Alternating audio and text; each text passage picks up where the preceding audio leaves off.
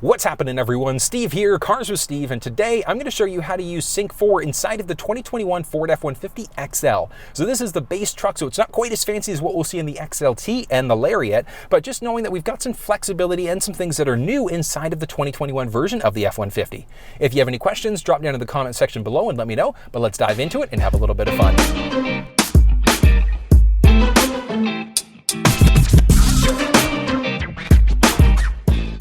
Now this is the new media screen for the 2021 F150. So a couple things to point out. This is actually the Sync4 system, which means that we've got wireless Android Auto and Apple CarPlay, which is incredible. Now a couple things to note. This one obviously does not have factory navigation, but don't worry about it. You don't need it. Using Apple CarPlay or Android Auto, we can use Waze or Google Maps or Apple Maps directly through this middle screen. So this is going to be the basic home screen of the vehicle. If for whatever reason you're on another screen, very straightforward. Just go back to that home icon there, and that's going to pull you back to this home screen. So we've got our radio. We can toggle that on or off by pressing the button in the middle there. We've got a compass, and we've got our phone as well. So if our phone was connected, it would show up there. But let's kind of go tab by tab, and I'll show you some of the different things that are available. Starting off in the audio tab, we've got a few different things. So this is the text, the radio text there. We've got different sources. So we've got our AM, FM, Bluetooth. Now this one does not have Sirius XM. We'd have to look at a different trim level of the vehicle in order to get that feature. Now having said that, you've got a number of other audio sources that are available that aren't necessarily showing. So if your phone is connected via Bluetooth or USB, you'd be able to either pull up things like Pandora, Spotify, LiveX Live, so different radio apps directly through this middle screen. If you had any audio on your phone, that would also show up there as well. One of the other things, if you've got a USB stick with MP3s on it, you can insert that into any of the available USB ports, and it will pull up those MP3s that are on that USB stick. So really, really nice to know that we've got that flexibility. Tuning, we can do a couple different ways. We can either use the tuning knob there, which is not really the most ideal method. You can go direct tune, or you can use your voice by pressing the voice command button on the steering wheel. So tuning to a station, very straightforward. Let's say if we were to just enter a station there, as you can see, it changes it out for us. And let's do a quick audio test.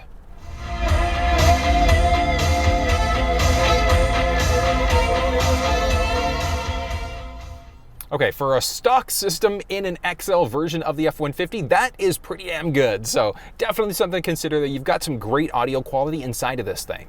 Now, if you want to save a preset, all you're going to do is tune to whatever station you'd like, and you're just going to press and hold any of the available preset spots. And as you can see, it saved it in. So it's that simple. And you can have a mix of AM and FM directly in these presets. Next up, let's move into our phone settings. So connecting a phone is a very straightforward process. Now this aspect of it is going to work the same whether it's an Android or an iPhone. So all we're going to do is press Add Phone. Search for your vehicle on your device and select it once it is found. And on your phone, all you're going to do is just make sure that your Bluetooth is turned on. So we're just going to go Bluetooth on, and let's jump into our Bluetooth settings. And we're going to give that a second. Oh, there we go. So you can see F150 is showing up. So we're just going to select that. Confirm that the pin displayed on Sync matches the pin displayed on your device. Okay, so we're just going to make sure the pins match up, which they do. We're going to hit pair and then yes. And it's asking me, do I want to allow contacts and favorites to sync? Yeah, I want to do that. So we're just going to hit allow.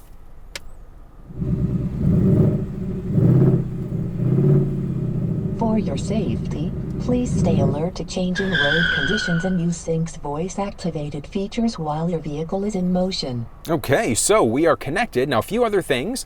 Enable 911 assist. So I absolutely recommend turning that one on. And the big reason why is because if you're ever in an accident and the vehicle senses a collision, it's automatically going to dial 911 for us. So definitely recommend turn that one on. Just hit finish, and as you can see, I'm now fully connected there. Okay, so phone also supports Apple CarPlay. So one of the beautiful things about Sync4 is that we're now on wireless Android Auto and Apple CarPlay. So on my phone, I've got another message that's come up that says use CarPlay with Sync4. So yes, we want to do that. So we're just going to hit use CarPlay. And device supports Apple CarPlay, so we need to just make sure we enable that. And it's connecting now. And look at this. Look at this. I love the fact that it's so simple and that it's now wireless inside of this thing. So we don't need to worry about our USB cables anymore. Unless you're charging the phone up, you've got the ability to connect to Android Auto or Apple CarPlay directly through this middle screen. So as you can see, we are now fully connected. So we've got my phone, we've got my messages, and one of the nice things is that we've either got Apple Maps, Google Maps, or Waze that we can use directly through this middle screen. So just as an example, we can pull up Waze, and now instead of having to rely on factory navigation, we've got this actively going. Now, one of the cool things is that while we're connected, whether we're using Google Maps, Apple Maps, etc., we can still use the radio. So you've got the capability to use the radio while you're using CarPlay, which is incredible. Now on the Apple side of things, we've got the ability to adjust a few things as well. So if we go into CarPlay settings, we've got my vehicle there, and we can customize some things. So if we go into our settings there, like let's say if you prefer to have, I don't know, maybe you prefer to use the Waze app. So we can just drag it and drop it to the top here, top of the list. Watch this, live updates. So you can tweak the sound, you can tweak the screen, you can kind of customize your layout. If there are certain things you're never going to use, like, oh, maybe you're never going to use podcasts, we can get rid of that, and it's just going to delete it from our screen there. Now, if we ever need to, it's still showing them along the bottom, so we can add it back in if we want to, or if you're playing around with it, you don't like what you've done, you can just hit reset, and that's going to reset it to your default factory layout for CarPlay. So really, really nice look there. Now, a couple things to point out. As I mentioned, we've got music, we've got podcasts, audiobooks, and a number of other things that we can use directly through this middle screen. Now, if for whatever reason you need to make sure you're charging through a USB, all you're going to do is literally take your USB cable, plug it into any of the available ports, and you're set to go. But you don't need to be plugged in to use Android Auto or Apple CarPlay anymore.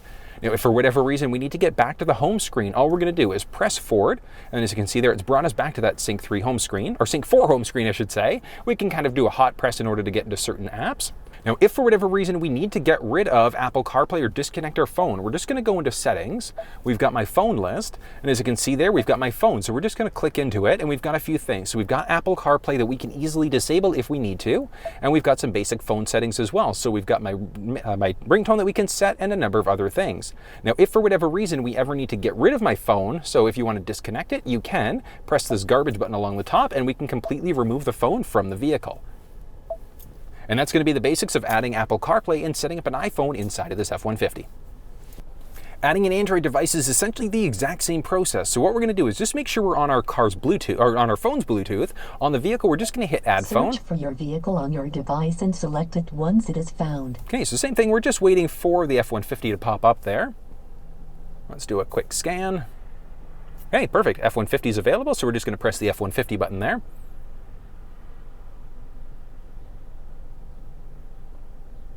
Confirm that the pin displayed on Sync matches the pin displayed on your device. Okay, and on my phone, it's making sure. So passkey is the same, so we're just going to hit OK on the phone and yes on that Sync4 screen. Okay, boom, we're connected. For your safety, please stay alert to changing road conditions and use Sync's voice-activated features while your vehicle is in motion. Okay, so we're fully connected, which is great. Now it's also asking me if I want to allow access to my contacts, so yes, we're going to allow that. And now the vehicle also does support Android Auto, that's wireless. So same thing, we just have to make sure we hit enable and connecting to Android Auto on my phone. So allow contacts. Oh, perfect, look at this. So Android Auto would like to turn on Bluetooth in order to pair. We're just gonna hit next. And just like that, so we are now fully connected to Android Auto. So we've got Google Maps. If I had the Waze app installed, that would show up in this middle screen as well. So very straightforward. We could go to Google Maps. We can hotkey press it down there. We've got our notification settings as well as our Google Assistant. Now pressing the button along the very bottom will bring a hotkey in order to pull up our maps.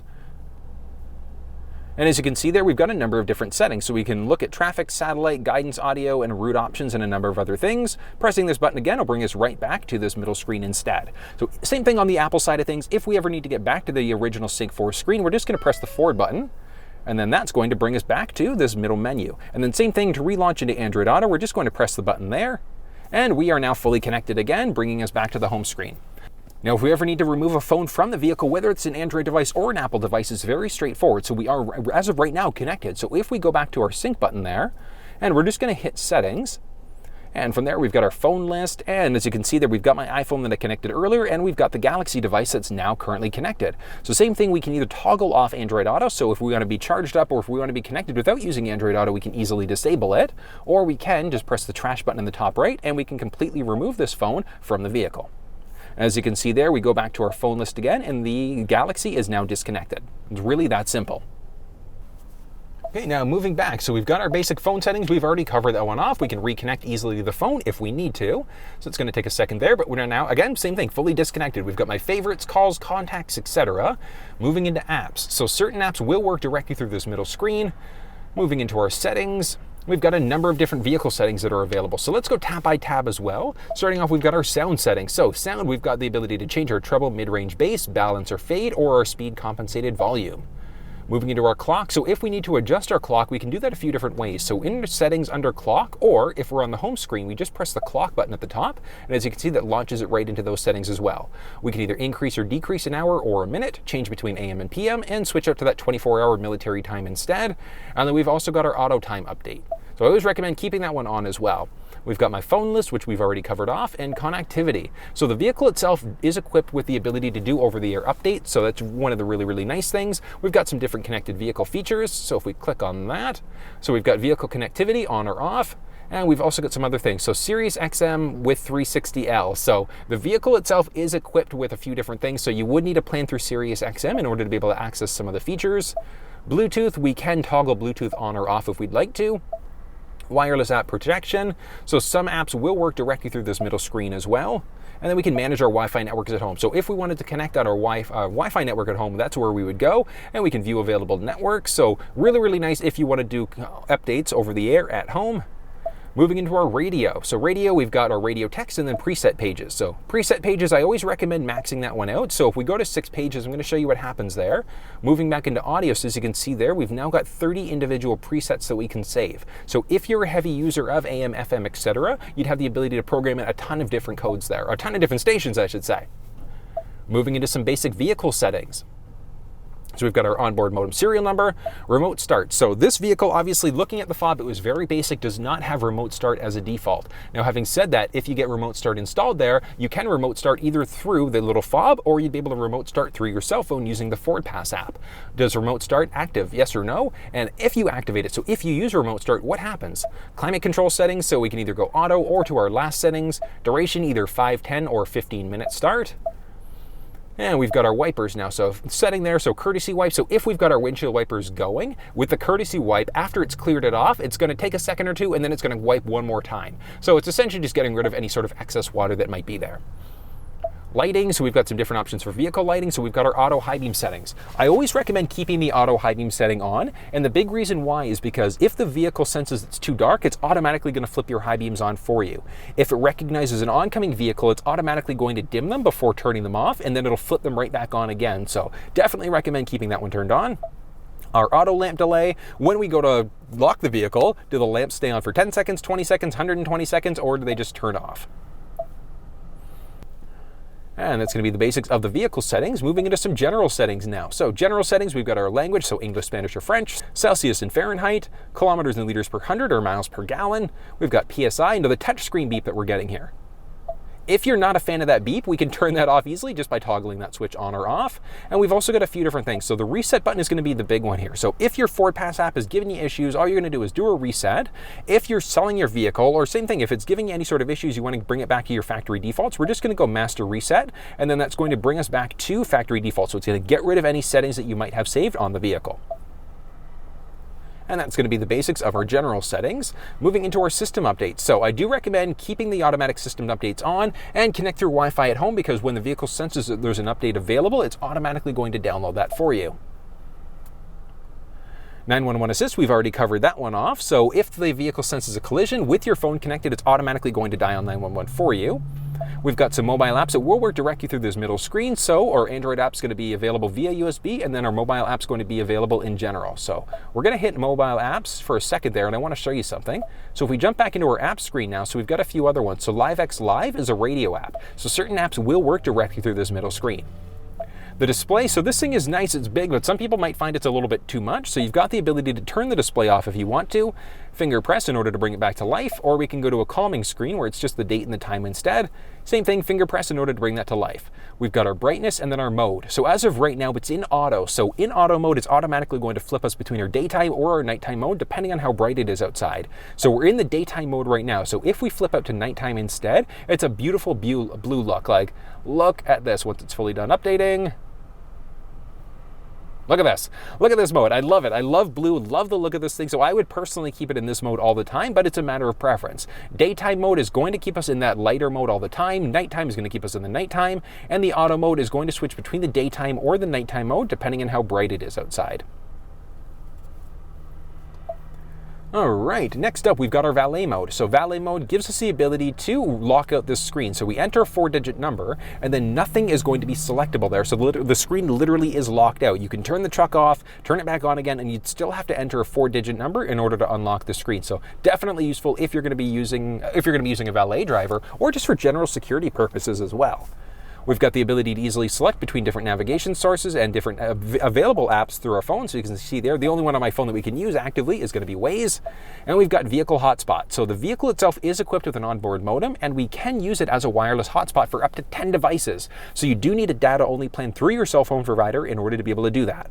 We can look at our active data usage, manage devices that are connected through the hotspot as well. And that's going to be the basics of our vehicle settings.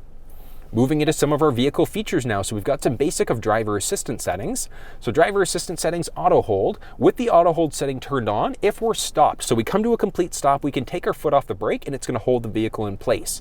Lane keeping system works 3 different ways. Way number 1 is going to be a little bit of a steering wheel shake, so the alert. So if we start to veer over into another lane without signaling, the steering wheel will shake, almost as if we're running over rumble pavement. The aid is actually going to take the steering wheel and it's going to recenter us and pull us back into our lane. And the alert and the aid will do both. So we'll get a little bit of a steering wheel shake, but then it's also going to pull us back into our lane and recenter us for us. The lane keeping intensity is going to be the intensity of that steering wheel shake. So is it going to be a high, normal, or a low shake? The best bet to really get a feel for that is to turn it on to a different setting and then just grab the steering wheel so you can feel what it's like. But the high shake, it's almost as if you're running over rumble pavement. You might think that there's something going on with your alignment, but that's not the case. It's literally just this mode that might be turned on there. As we start to move down, we've got a number of other things. So we've got pre-collision assist. So if the vehicle senses a potential collision, it's automatically going to brake for us if we don't respond. So pre-collision assist, we can turn that one off if we want to, but guys, trust me on this one, I always recommend keeping that one turned on. There is the ability to turn it off if you'd like to. And if you turn it off here, if you turn the vehicle off and back on, that's not going to automatically turn back on again. So general safety settings, but if you don't want it, you've got the flexibility to be able to turn it off and keep it off. Let's go to our rear view camera. So as you can see there, I'm just going to shift it into reverse for a second. So as you can see there, we've got our nice little guidance there. So really, really helpful, especially if you're going to be backing yourself up in order to be able to load up a trailer. Auto park brake is ready there as well. And we can just shift the vehicle back into park, and that brings us back there. So set to go there. Now, as we start to move down a little bit, we've got our driver alert as well. So if we get too many notifications because we're crossing over into a lane, the vehicle's going to let us know we should probably take a break. Towing. As of right now, there is no trailer tow. There's no trailer that is hooked up to the vehicle. We've got the ability to easily add trailers as well. We can look between our active trailers, manage any available trailers that you've already connected, and then we've also got our trailer sway control. So if the vehicle senses that there's sway going on in the trailer, it's automatically going to apply braking to the engine to get that sway under control. So really, really useful. And then we've got our owner's manual. So this is new for 2021. So when you buy a vehicle, you're actually not going to get a physical manual anymore. All you have to do is launch into this screen, look at the owner's manual, and you'll be able to scroll through everything that you may need to know. I think that was actually it for the vehicle settings. Yeah, that is literally it for the vehicle settings. So that's going to be it for this Sync4 screen. Well, folks, that was a look at the Sync4 system inside of the 2021 F-150. It's kind of neat. Especially love the fact that Ford's upgraded the system to Sync4 instead of being in that old tiny 4-inch screen that it looked awful. So thumbs up on Ford for doing that one. If there's anything I missed or if you have any questions, drop down in the comment section below and let me know. But until I see you next time, make sure you stay safe.